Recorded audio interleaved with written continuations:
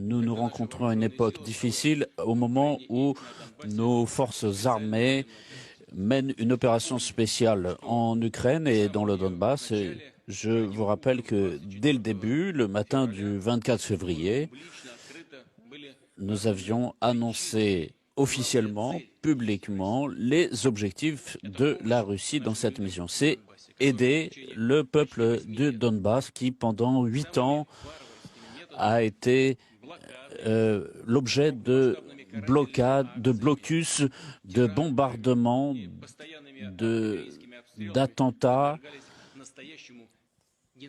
et ce qui a provoqué un véritable génocide. Simplement pour le fait qu'ils voulaient que leurs droits élémentaires soient respectés, parler dans la langue de leurs ancêtres, élever leurs enfants tels qu'ils le voulaient.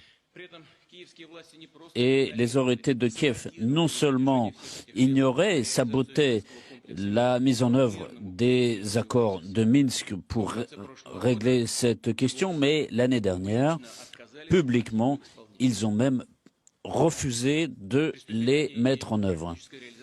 Et ils ont activé les démarches d'intégration de l'OTAN avec même la volonté de restaurer une puissance nucléaire. Et cela est une véritable menace à court et à moyen terme pour l'international, parce que si l'Ukraine avait effectivement une arme de destruction massive, elle aurait pu viser la Russie. En Ukraine, il y avait aussi un réseau de laboratoires chimiques qui mettaient en œuvre des programmes d'expérience et de recherche scientifique sur le choléra, la fièvre porcine, le coronavirus, et le secret de ces laboratoires cherche aujourd'hui à être caché, mais nous avons des renseignements très précis sur le fait qu'à proximité immédiate des frontières de la Fédération de Russie, des armes pouvaient être mises au point, et malgré nos avertissements réguliers sur la menace que cela présentait directement pour la police, l'Ukraine et ses protecteurs ont caché cela de façon tout à fait cynique. Ils ont ignoré nos avertissements. Donc, toutes les voies diplomatiques ont été épuisées et nous n'avions plus d'autre solution pour régler cette situation de façon pacifique. Et ce n'est pas notre faute, mais nous avons été donc contraints d'entreprendre cette opération spéciale et nos troupes ont été envoyées près de Kiev et dans d'autres territoires de l'Ukraine, non pas pour l'envahir, mais dans des objectifs qui ont été clairement énoncés le 24 février. En ce qui concerne la tactique des opérations militaires, et telle qu'elle est présentée par notre état-major et le ministère de la Défense, sont parfaitement justifiées. Nos soldats, nos officiers font preuve d'héroïsme. Ils font tout ce qui est possible pour éviter des pertes dans la population civile des villes ukrainiennes. Et je tiens à dire aussi, pour la première fois, dès le début de cette opération dans le Donbass, les autorités de Kiev, pour éviter une effusion de sang, ont reçu une proposition de retirer leurs troupes. Ils n'ont pas voulu le faire. Donc, c'est leur choix. Quand on prend conscience de ce qui se passe en réalité sur le terrain, on voit que cela est inévitable. Conformément au plan d'opération fixé au préalable, tout se déroule et je dis que l'Ukraine, encouragée par les États-Unis et d'autres pays occidentaux, se préparait à un scénario armé. Elle préparait une épuration massive dans le Donbass et ce n'était qu'une question de temps. Et notre armée a cassé ce plan. Kiev se préparait non seulement à la guerre, mais concrètement contre le Donbass. Et cette guerre été mené. Il veut faire des actes de sabotage et de diversion en Crimée. Et les bombardements des localités dans le Donbass se poursuivaient et on sait que presque 14 000 personnes sont mortes pendant ces bombardements en 8 ans, y compris des enfants. Et vous savez qu'un tir de missile a été effectué contre Donetsk le 14 mars et qui a entraîné la mort de plus de 20 personnes. Ces bombardements se poursuivent tous ces derniers jours, indifféremment sur toutes les localités, les villages. Ils agissent comme les nazis qui agissaient dans les dernières semaines du Troisième Reich en attirant le maximum de personnes dans la mort. Donc ce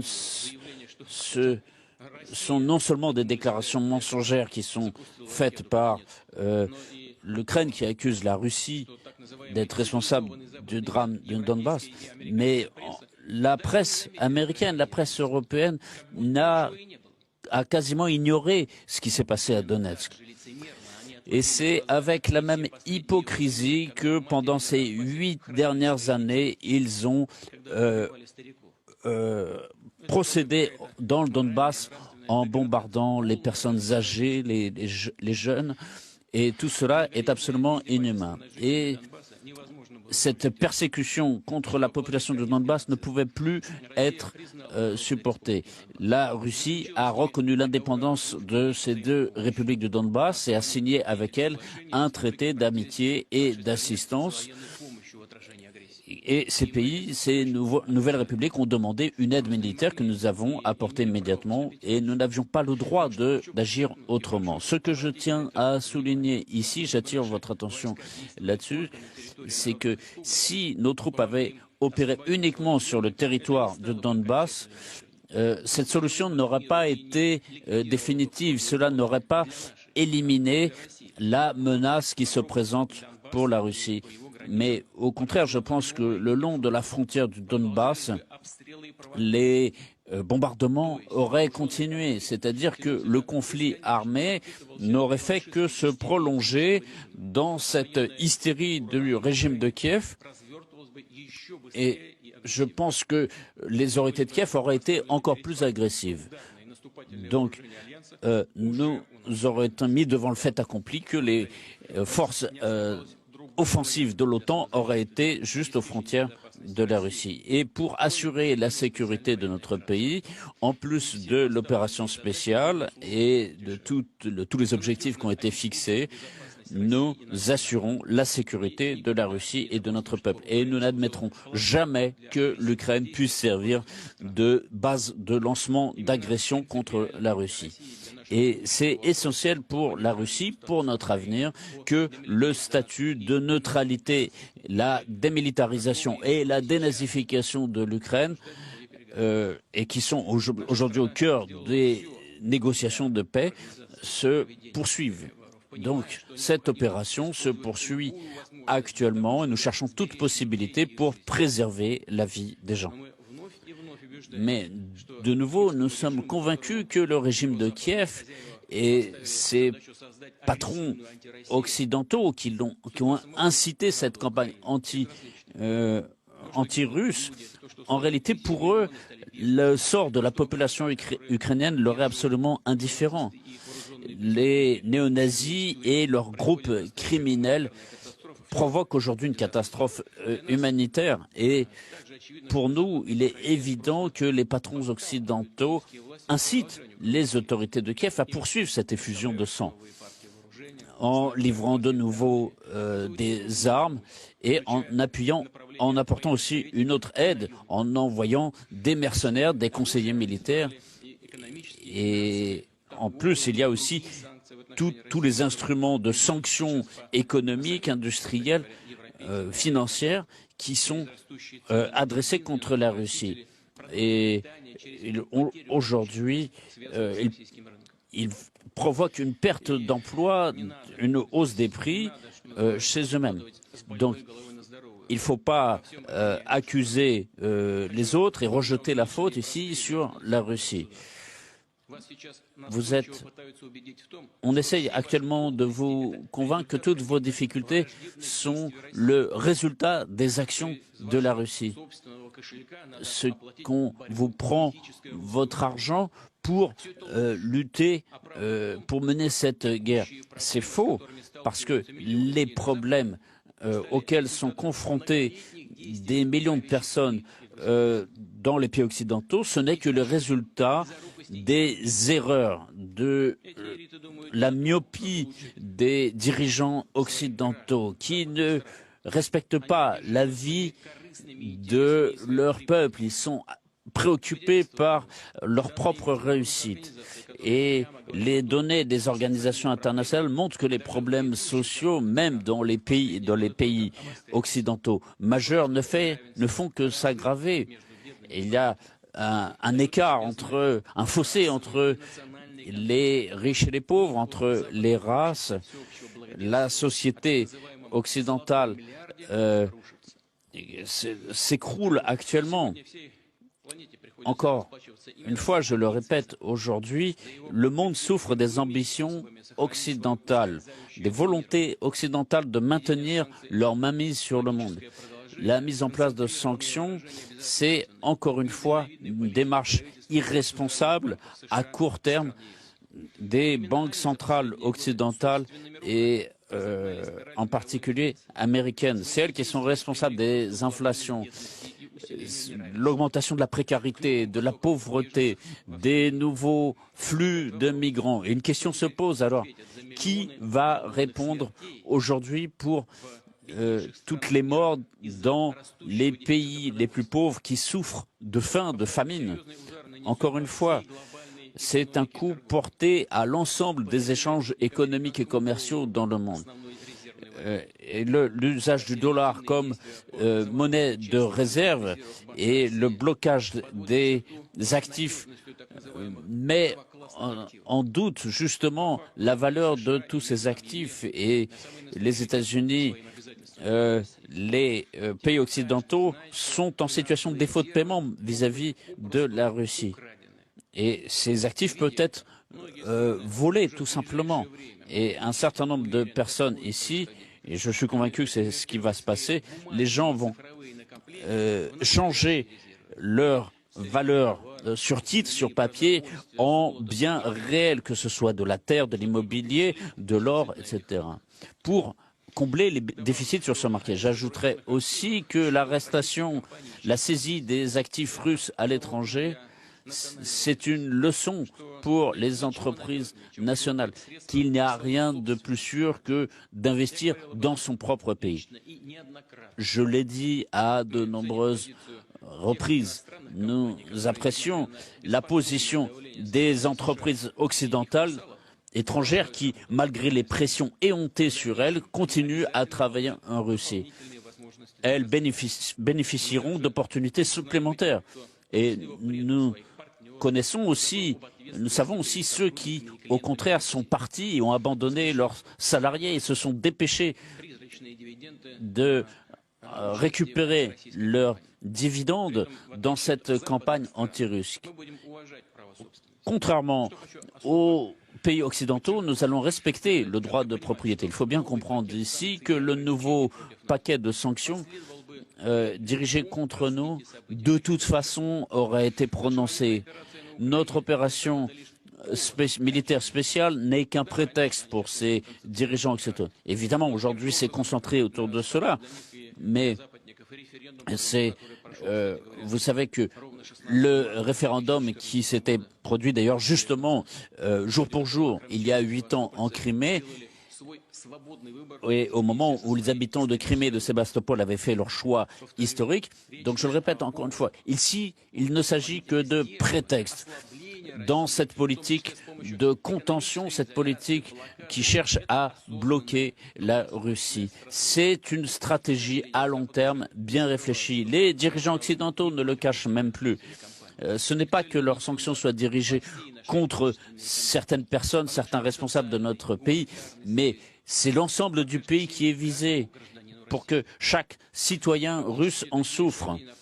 Et donc ces mesures sont dirigées pour détériorer la vie des habitants de Russie. Donc c'est une guerre politique, technologique et économique. C'est une guerre totale. Et je le répète encore, le beau monde occidental n'est même pas gêné de le dire ouvertement. Donc ici, le politiquement correct est mis de côté. On parle de propriété, de droit. Tout cela a été piétiné en quelques heures. Regardez ce qui s'est passé aussi avec les sportifs paralympiques qui ont été brimés. Aujourd'hui, on refuse d'apporter une aide médicale, on prive les gens de travail, on supprime des programmes, la culture russe, la musique russe. Et toutes les masques de décence ont été arrachées des visages occidentaux ici. Donc, ça rappelle directement les pogroms antisémites organisés par les nazis au XXe siècle. Et la politique des pays qui s'étaient alliés à l'Allemagne. Contre la Russie, on a donc une attaque massive aussi sur le plan de la cybersécurité et on voit ici les réseaux sociaux, les médias occidentaux dont on voit que la neutralité n'est qu'un mythe. On censure, on publie des fake news. Donc tout cela, c'est du mensonge. Et même un réseau social américain, même ouvertement autorisé la publication de textes incitant à la haine anti-russe. Donc on voit les ressources dont dispose cet empire du mensonge. La Russie va défendre sa position partout. Notre position, elle est claire, elle est transparente. Et de plus en plus de gens écoutent la position de la Russie. Je vous le dis franchement. Après ces déclarations hypocrites faites par l'Occident dit collectif, il y aura une réponse. Ils ne veulent pas qu'une Russie souveraine, forte, puisse vivre, qui suive sa propre politique, qui défende ses intérêts nationaux.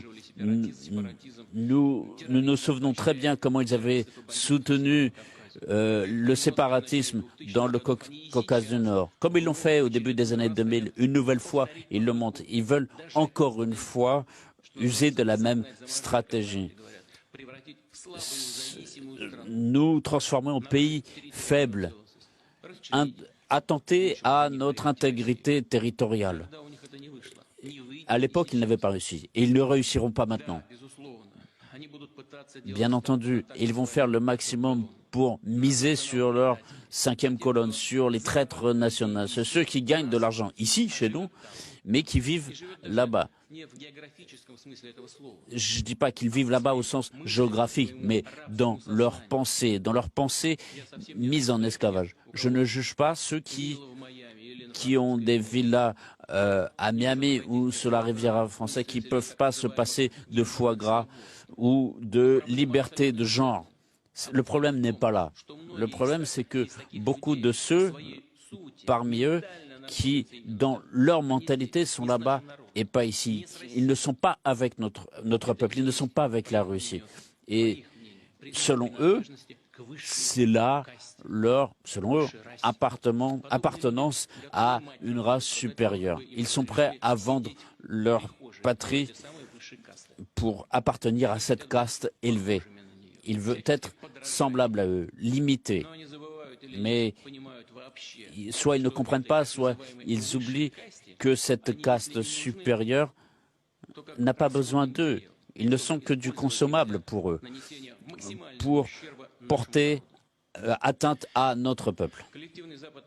L'Occident collectif cherche à diviser notre société, à jouer sur les pertes militaires, sur les conséquences des sanctions économiques, à provoquer des conflits sociaux pour parvenir à leur but. Donc c'est une destruction de la Russie qu'ils ont entreprise. Mais tout peuple, et surtout le peuple russe, sera toujours distingué des les véritables patriotes des traîtres. Je suis convaincu que cet assainissement de la société ne pourra que renforcer notre pays. Notre solidarité, notre cohésion permettront de répondre à tout défi. Encore une fois, l'Occident collectif cherche à satisfaire uniquement ses intérêts. Il est prêt à tout acheter, à tout vendre pour se défendre. Mais ils connaissent mal notre histoire, l'histoire de notre peuple. Oui, beaucoup de pays dans le monde ont consenti au fait de vivre le dos courbé et de renoncer à leur souveraineté. Beaucoup de pays vivent ainsi, malheureusement en Europe aussi. Mais la Russie ne vivra jamais dans un tel état d'humiliation. Et la lutte que nous voyons, c'est la lutte pour notre souveraineté, pour l'avenir de notre pays, de nos enfants. Nous nous battrons pour le droit d'être et de rester la Russie. Nous avons l'exemple de nos soldats, de nos officiers fidèles à la patrie. Chers collègues, il est évident que ce qui se produit marque une ligne finale à la domination occidentale sur le plan économique et politique et met en doute en plus la validité du modèle économique des pays développés qu'ils donnent au monde. Encore une fois, l'obsession sur les sanctions n'est pas participée par les pays qui représentent plus de la moitié de la population du monde. Et ce sont des pays émergents qui aujourd'hui ont des opportunités croissantes, des perspectives. Et parmi eux, la Russie. Oui, la période est difficile. Cette campagne économique contre nous, les entreprises sont confrontées à des difficultés inédites. D'abord, c'est notre système bancaire qui a été victime, mais pour l'instant, nos autorités bancaires ont réussi, en travaillant 24 heures sur 24, jour et nuit, arrivent à défendre les biens des citoyens, des entreprises. La vague suivante de sanctions avait pour vœu de semer la panique chez nos entreprises. Des milliards de roubles ont été investis. Les fournisseurs, les entreprises logistiques ont fait le maximum pour éviter des déficits au niveau du commerce de détail. Et je tiens à remercier les entreprises et leurs salariés au secteur bancaire qui, ici en Russie, non seulement réagissent de façon efficace aux sanctions, mais en plus fixent les bases pour la poursuite du développement économique de notre pays. Et je tiens aussi à remercier le gouvernement, la Banque centrale et les autorités régionales. Dans les conditions difficiles que nous connaissons aujourd'hui, vous répondez de façon responsable aux défis. Il est évident que cette blitzkrieg économique contre notre pays a été un échec et nous verrons probablement un renforcement de cette pression sur notre pays. Mais nous surmonterons aussi ces difficultés. L'économie russe va s'adapter à ces nouvelles réalités. Nous allons renforcer notre souveraineté technologique, nous allons augmenter les ressources de soutien à l'agriculture, à l'industrie, au secteur du BTP. Nous poursuivrons le renforcement des relations économiques et commerciales et notre coopération avec les organisations internationales. La structuration économique de notre pays est une tâche difficile, donc il va évidemment du chômage, de l'inflation. Et donc notre responsabilité de minimiser ces risques, pas seulement en remplissant les obligations sociales de l'État, mais aussi en lançant de nouveaux mécanismes de soutien plus efficaces à la population. Au cœur de cette préoccupation, il y a le soutien à la maternité, à l'enfance, Vous savez que j'ai pris des décisions à partir du 1er avril d'augmenter les prestations pour les enfants de 8 à 16 ans dans des familles à bas revenus. Et cette aide sera entre la moitié et la totalité du minimum vital jusqu'à 12 300 roubles. Et ainsi, nous aurons un système unifié d'allocation et d'indemnité jusqu'à ce que les enfants puissent atteindre l'âge de 18 ans. Et ce système de soutien doit pouvoir être suffisamment flexible pour s'adapter aux différentes situations de vie qui peuvent se produire. Par exemple, des parents perdent leur travail ou perdent leur logement. Donc ici, les structures sociales doivent réagir de façon extrêmement rapide. Donc je demande au gouvernement de prendre toutes les mesures nécessaires de soutien aux personnes qui ont perdu leur travail. Ces programmes de mesures doivent être étendus à tous les domaines de l'activité sociale. Je comprends que ici, l'augmentation des prix porte un coup au pouvoir d'achat des familles. Donc, nous allons augmenter toutes les indemnités, et y compris les pensions de retraite et le niveau minimum vital, ainsi que le salaire minimum officiel. Je demande au gouvernement de calculer les paramètres précis. Et même dans la situation difficile, il faut qu'à la fin de l'année, nous ayons une baisse du niveau de pauvreté. C'est tout à fait réalisable. Même aujourd'hui, je demande au gouvernement et aux régions de travailler dans cet objectif. Donc cela revêt un caractère économique, évidemment, mais il y a ce caractère de justice sociale qui est très important. Beaucoup dépend aujourd'hui de l'initiative des autorités régionales. Et là, c'est une responsabilité que vous avez. Aujourd'hui, je vais signer un oukase sur l'augmentation de ces critères d'aide sociale et de soutien sur le plan économique et social, sur la base de la situation réelle sur le terrain. Je rappelle que c'est dans cette logique de suivi que nous avons et qui nous permet de suivre la situation dans les régions au niveau des municipalités que nous avons pu justement travailler contre la menace du coronavirus et aussi au niveau des organes fédéraux de pouvoir. Et je vous prie au niveau fédéral de coordonner ces efforts. Et je demande aux gouverneurs de mettre en place des états-majors de suivi du développement économique et vous, personnellement, d'assurer la gestion de ces états-majors. Ici, c'est une priorité. Il y a un rôle majeur qui est joué ici, c'est les entreprises privées pour que les PME puissent trouver une logistique adaptée, trouver des débouchés sur les marchés, des fournisseurs. Et dans la mesure où ces entreprises pourront trouver des solutions rapides, cela permettra de maintenir l'emploi pour l'ensemble de la population. Et au total, cela permet d'assurer un développement stable et dynamique de l'économie dans un respect maximal des initiatives privées. Et je demande au gouvernement et aux services de l'État qui sont concernés de poursuivre ce travail de lever les barrières administratives présentes de façon à ce que les entreprises comme les autorités régionales puissent être libérées de ces charges administratives. Un des problèmes majeurs aujourd'hui, c'est le déficit en fonds de roulement, des problèmes de crédit.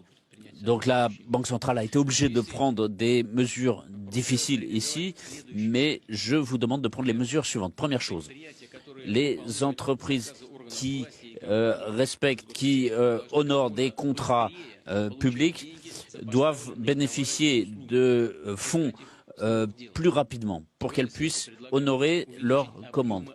Et donc, augmenter le volume des avances financières à niveau d'au moins 50% du montant des marchés publics. L'octroi de ces fonds doit se faire en moins de 7 jours. Cela concerne aussi les entreprises publiques. Deuxième point, nécessaire d'augmenter les opportunités pour les PME de participer de participer au programme de développement de nouvelles technologies avec l'octroi de ressources supplémentaires en matière de développement industriel. Donc on a des instruments qui fonctionnent bien et il faut les renforcer ici spécifiquement pour les PME.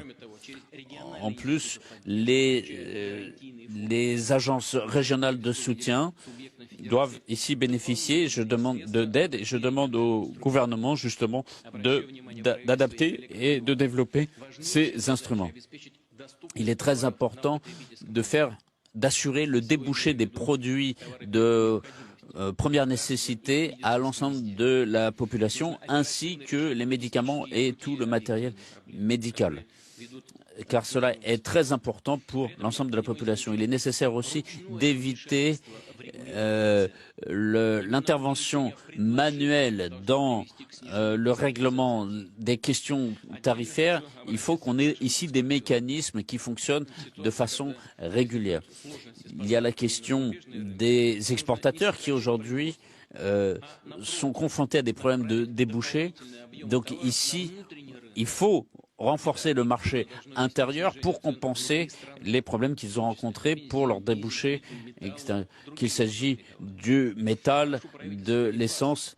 Et je demande à l'agence fédérale anti-monopole de suivre cette situation. Ensuite, compte tenu des nouveaux défis auxquels est confrontée la Russie, nous devons élargir encore nos programmes de développement à long terme sur le plan fédéral comme sur le plan régional. Nous devons faire intervenir notre système budgétaire comme outil de stimulation pour encourager les projets qui doivent être mis en œuvre ici dans leur volume total.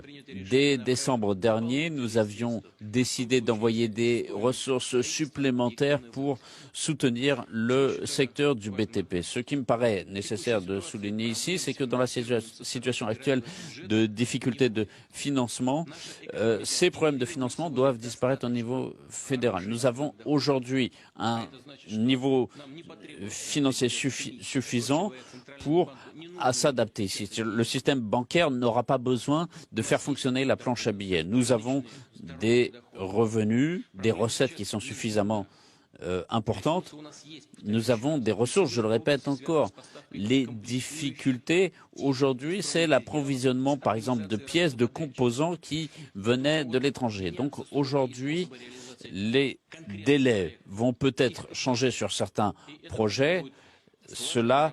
Il va falloir donc mener un travail d'harmonisation et de développement des substitutions aux importations. Donc, ici, les organismes régionaux comme fédéraux ont un travail important ici pour qu'ils puissent agir en toute flexibilité et mettre en place des programmes de soutien.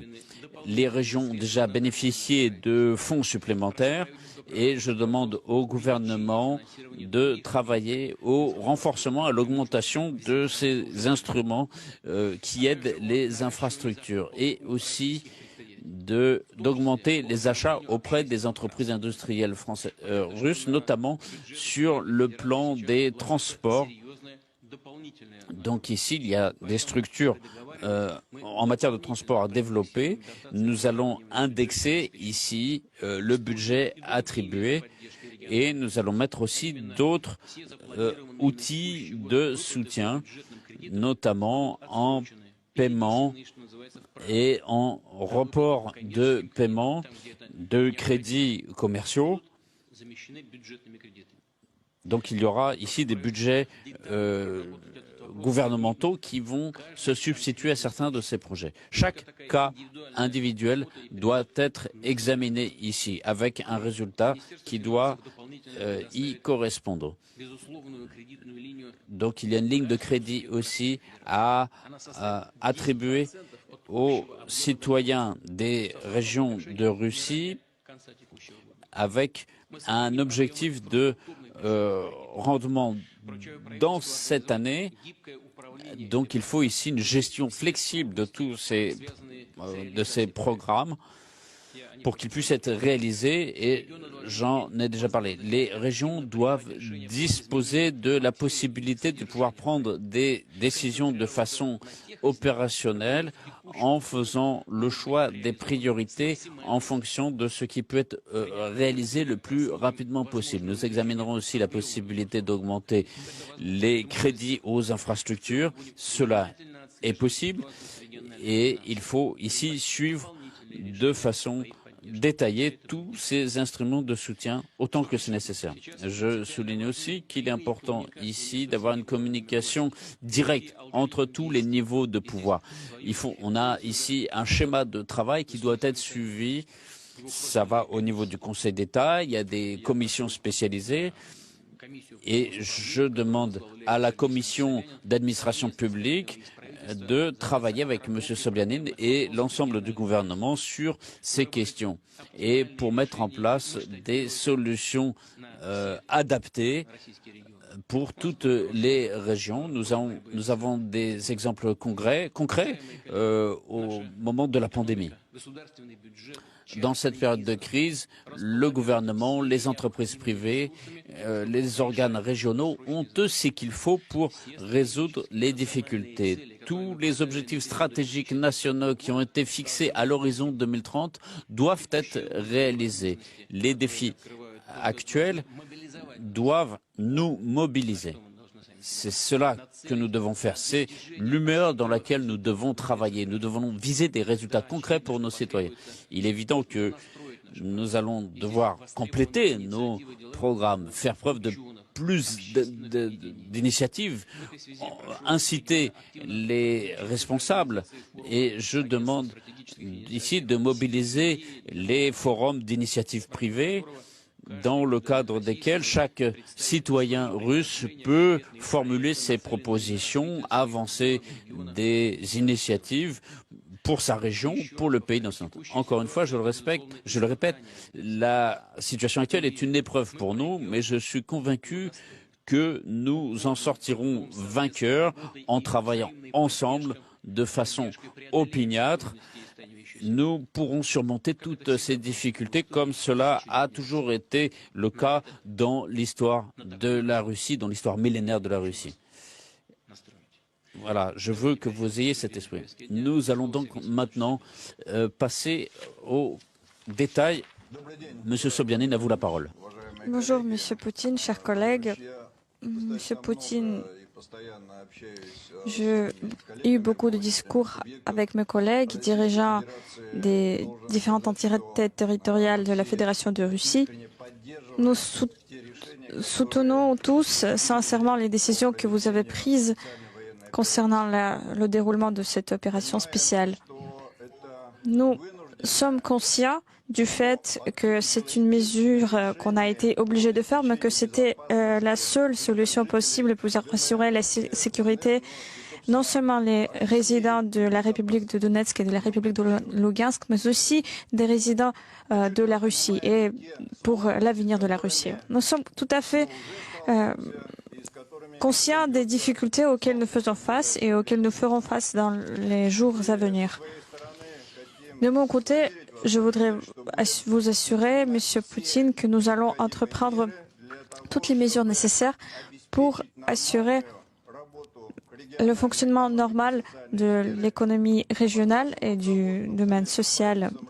Sous votre direction, ensemble avec le business, les citoyens, les entreprises, nous allons faire tout pour gagner cette guerre économique qui a été déclenchée, comme vous l'avez dit à juste titre, contre notre pays. Je vous remercie d'avoir signé cet ordre sur les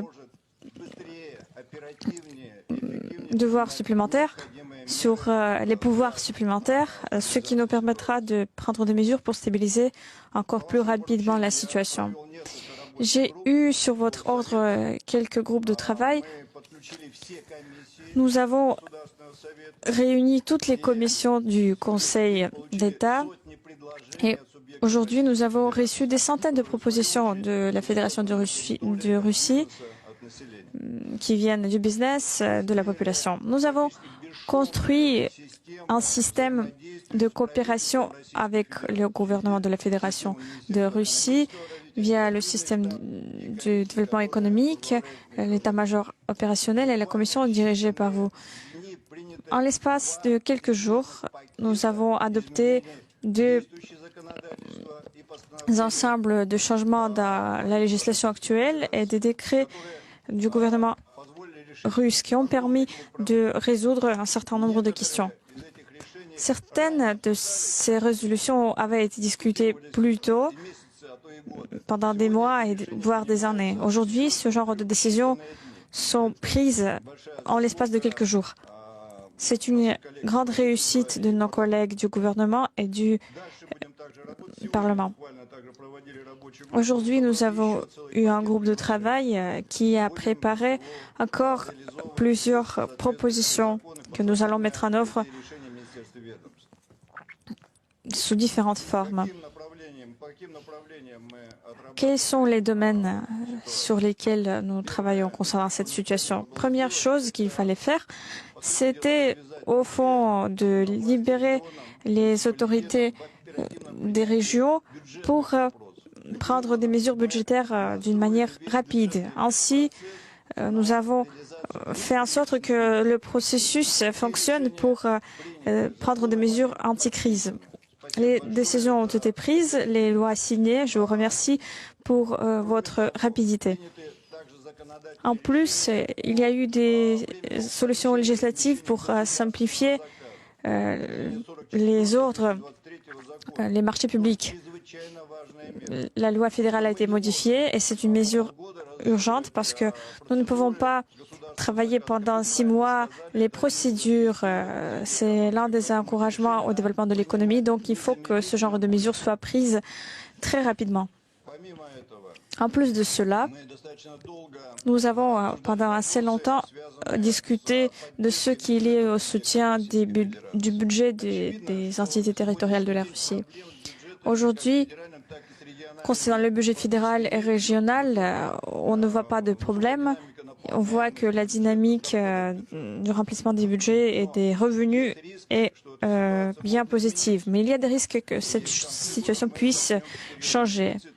D'ici la fin de l'année, nous allons faire face à un déficit sérieux du budget. Les solutions que vous venez d'évoquer nous rassurent que les entités territoriales pourront continuer leur travail normal, stable, dans le cadre des budgets qui ont été adoptés, dans le cadre de la résolution des projets nationaux et dans le cadre de la réalisation de tous les programmes d'investissement pour soutenir l'économie.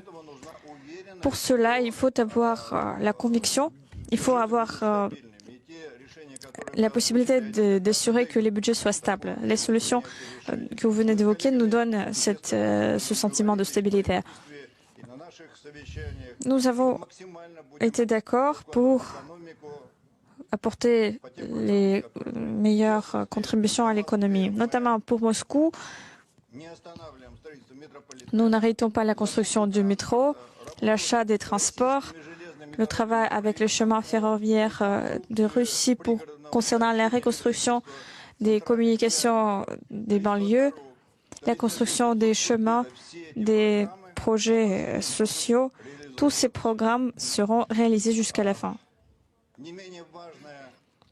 Ce qui est encore important, en plus des investissements de l'État, ce sont des investissements du business, la construction commerciale, des quartiers résidentiels, des objets industriels, commerciaux, des technopoles, des projets sociaux, etc.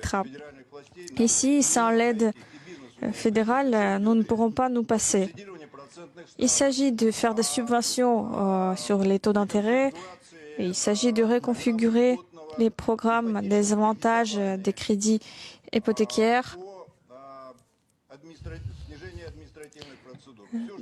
la simplification des procédures administratives, tout ce qui est lié à la prise rapide des décisions de construction. Des lois ont déjà été adoptées. Nous travaillons avec le gouvernement sur les propositions concernant les hypothèques et les subventions des crédits des organisations qui s'occupent de la construction. C'est un domaine très important. Il faut garder les volumes pour que les gens puissent investir dans l'immobilier et pas dans les marchandises importées qui, aujourd'hui, sont achetées suite aux inquiétudes des résidents. Vous savez que ces investissements dans l'immobilier, c'est le meilleur investissement dans l'économie parce que la construction, ça implique 90% des matériaux produits en Russie. Et c'est des centaines, des milliers, pour les Russes, c'est des centaines de milliers de places pour les Russes et c'est une source, c'est un moyen de production de construction. En plus de cela, il faut soutenir d'autres domaines du business. Aujourd'hui, tous les collègues croient que c'est l'une des choses les plus importantes. Je pense au soutien des industries de business, notamment concernant les crédits aux petites et moyennes entreprises. Sur votre ordre, nous avons déjà pris 4 paquets de mesures concernant les crédits et les subventions et des crédits pour les PME. Nous avons déjà pris la décision de faire des subventions pour l'industrie et l'agriculture. Et lors de la dernière réunion, nous avons convenu qu'il fallait prendre la mesure rapidement pour les subventions concernant d'autres moyens, dont la construction, le transport, etc. Je vous remercie, M. Poutine, d'avoir pris des décisions concernant la capitalisation des fonds régionaux du soutien de l'industrie. Nous en avons parlé, mais la décision n'avait pas été prise. Aujourd'hui, vous avez pris cette décision et c'est un bon instrument. Nous allons capitaliser également ces fonds à Moscou. Nous avons décidé de contribuer plus de 10 milliards dans ces fonds de construction de Moscou. Vous avez évoqué l'assistance médicale. Les médicaments, c'est un sujet très important qui a des aspects économiques et sociaux. Ces dernières années, nous avons adopté un nombre de solutions dans le cadre des accords à long terme avec le business et nous avons construit quelques usines à Moscou qui produisent des médicaments, ce qui est à la base des substitutions des importations. Désormais, toute une ligne de ces médicaments seront produites à Moscou. Je propose d'élargir la loi sur tous ces marchés. Je pense aux contrats à long terme dans le cadre desquels les entreprises devront réélargir leur plateforme et s'occuper de ces substitutions des importations. Je vous propose donc d'apporter ces amendements pour faciliter les procédures et pour que plus d'entités de la Fédération de Russie puissent faire ce genre de travail. En plus, je crois que les programmes, notamment sur les projets nationaux, sur l'assistance médicale primaire, ne devraient pas s'arrêter. Nous devons continuer à moderniser les hôpitaux. À Moscou, ce programme ne s'arrête pas. Nous allons faire tout ce que nous avons promis aux citoyens.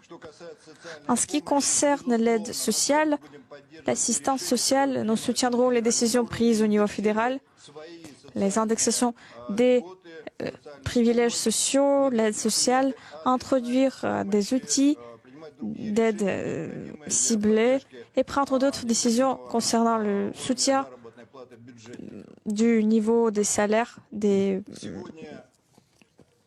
personnes qui travaillent sur la base de budget. Aujourd'hui, à Moscou, on voit qu'il y a le minimum historique auquel nous faisons face, mais il s'agit du chômage, mais nous avons un risque de chômage étant donné que les entreprises dont les propriétaires sont des étrangers vont arrêter leur fonctionnement. Donc nous avons trouvé un centre de cadre où on travaille ensemble avec tous ceux qui ont travaillé dans les entreprises qui ferment maintenant. Et donc, on cherche des moyens pour donner un travail à ces citoyens. Nous avons des centaines, des milliers d'emplois. Il faut donc s'occuper de ce sujet d'une manière très attentive et faire en sorte que les gens aient un emploi. Comme vous avez dit, M. Poutine, nous allons nous occuper de la stabilisation de l'économie. Nous allons nous opposer aux sanctions qui sont imposées contre nos régions, nos villes et le pays en général. Nous allons tout faire pour assurer la stabilité sur les territoires des entités territoriales de la Russie. Ensemble avec le gouvernement, nous allons travailler sur les tâches que vous avez fixées devant nous. Merci. Merci beaucoup, Monsieur Sobyanin. Comme j'ai dit dans mon discours d'ouverture, je vous demande dans le cadre de la commission dédiée, vous restiez en contact avec vos collègues pour analyser la situation, formuler vos propositions pour le gouvernement. Pour synchroniser notre travail avec le gouvernement, nous avons des réunions hebdomadaires, un groupe de travail, et nous allons travailler ensemble d'une manière rapide sur les questions qui émergent dans les régions. Nous allons échanger nos expériences, suivre la situation et informer les autorités fédérales des nouveautés. Merci beaucoup. Monsieur Khusnoulin, avant. Monsieur Poutine, nous travaillons avec les régions chaque jour d'une façon manuelle. Nous allons vous réunir plusieurs projets en provenance des régions. Nous les avons systématisés